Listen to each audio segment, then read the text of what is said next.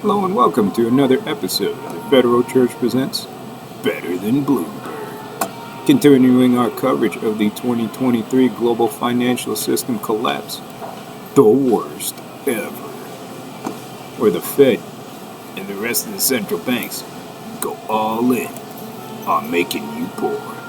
Unless you're the 99, as long as you're part of the 99.99%.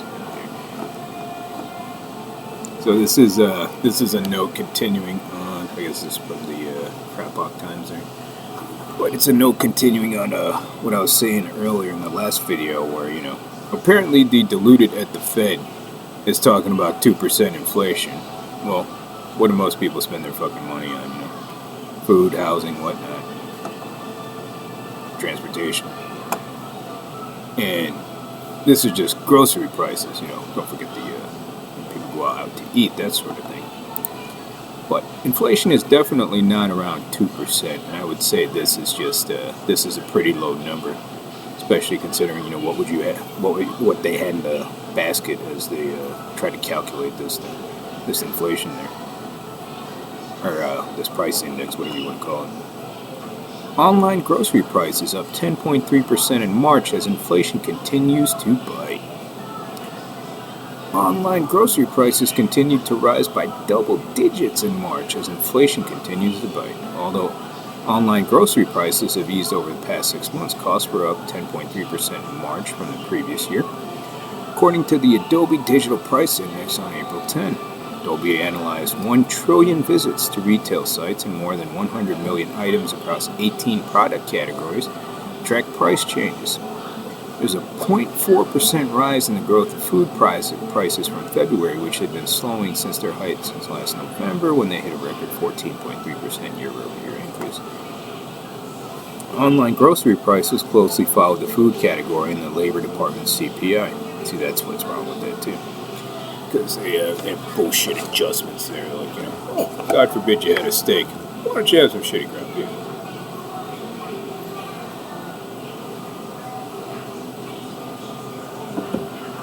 I think they subsidized or substituted it with chicken or something, some crappy chicken.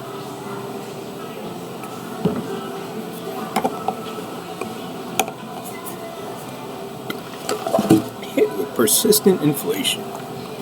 Online food prices are expected to grow more slowly in 2023 compared to the previous year, still above historical averages according to Adobe. The March CPI report projected that food prices would increase by 7.5% in 2023, particularly for 9 additional food categories, which have experienced consistent growth since last year. The category expected to see the largest surge in prices is eggs, which is an estimated rise of 29.6% after taking into consideration the volatility of the industry. Not to mention their avian flu. Costs are expected to rise for poultry by 3.4%, dairy products by 6.4%, fats and oils by 15.4%, processed fruits and vegetables by 11.4%, sugar-based products by 11.1%, cereals and bakery products by 11.7%, and non-alcoholic beverages by 10.7%, and other foods by 8.5%. Meanwhile, beef and veal prices are predicted to decrease by 1% in 23, while pork prices will fall by 0.8%. Fresh fruit and vegetable prices are projected to see continuous growth by the end of the year, with fruit to grow by 0.6% and vegetables by 1.3%. Getting a lot of these numbers from the Fed, just their BLS, is it? Oh no, Department of Labor. What did I say? Their budget.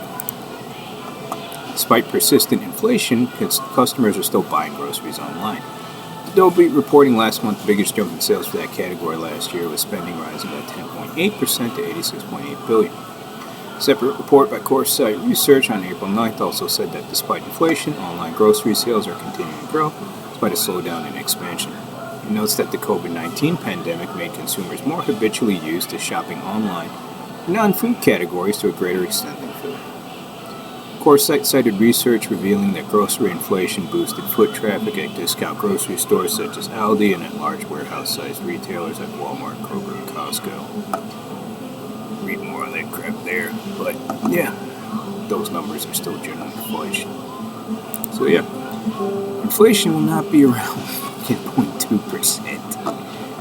But yeah, they can tell themselves whatever they want.